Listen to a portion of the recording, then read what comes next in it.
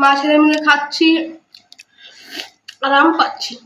আসলাম গরম মানে কি কই ঠান্ডা ঠান্ডা এই যে কোন আইসক্রিম, আর অনেকদিন পর কোন আইসক্রিম খাবো, তা আবার সবাই মিলে তিনটা আনছি, একটা আমি, একটা মা, একটা দাদা। দাদা কোথায়? তিনজনে তিনটে খাবো, সবাই মিলেমিশে আজ খাবো, কি মজা। হ্যাঁ, সকাল সকাল এত সুন্দর রোদ ছিল, এরপরে বৃষ্টি শুরু হয়ে গেল। দেখেন কি অবস্থা।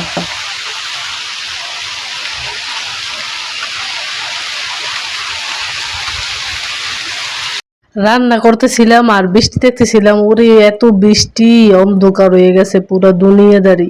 তাই রায়ন কইল কি সন্ধ্যার সময় কি যে আড্ডা দেওয়া যায় মা কৌদি, তাই কই কি তাই দেখ দি একটা আইসক্রিম আন, অনেকদিন যাবত তো তুই কইছো যে কোন আইসক্রিম খামো, তা নিয়ে যাইয়া।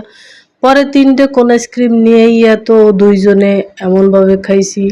আর ওর দাদাই তো ওই পেশে বইয়া খাইছে, কয় আমার জীবনেও আমি খাই নাই। ওর কয় উপরে কি ভালো লাগে না, লাস্টে বলে আবার একটু ভালো লাগতে শুরু করছে। এরপরে জিগিরেম আব্বা আইসক্রিম কি খাওয়া শেষ করছেন, কয় কি হয় বউ প্রথম তো ভালো লাগে না, এরপর মনে হয় যেন ভালোই লাগে।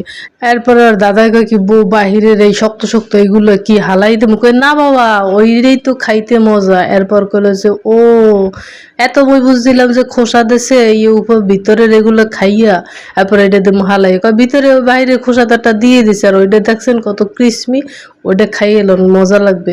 তা আব্বার তো বেশি দাঁত নেই, তার তো সামনের দাঁত দিয়ে চাবান দিয়ে বই রয়েছে, কয় না বউ ভালোই তো লাগে, অনেক মজা খাইছি। এই এরপর রাত্রিরে রান্না করছি শাক। এই শাকটা সেই স্বাদ, শাকের নাম হচ্ছে কাঞ্চন শাক। এই কাঞ্চন শাক আমাদের এলাকায় এটা বলে, দেখতে একটু ডাঙর ডাঁটা শাকের মতো দেখায়, কিন্তু এই শাকটা অনেক নরম, রান্না করলে যে কোনো মাছ দিয়ে রান্না করলে অনেক স্বাদ লাগে। আর ভাজিটাও দারুণ, সবাই মজা করে গরম গরম ভাতে গরম গরম শাক খাইতে আসে। তো আর রাইন আবার এই শাকটা অতটা খায় না, এরপর আজকে দিয়ে এদিক খাইছে পেট ভরে।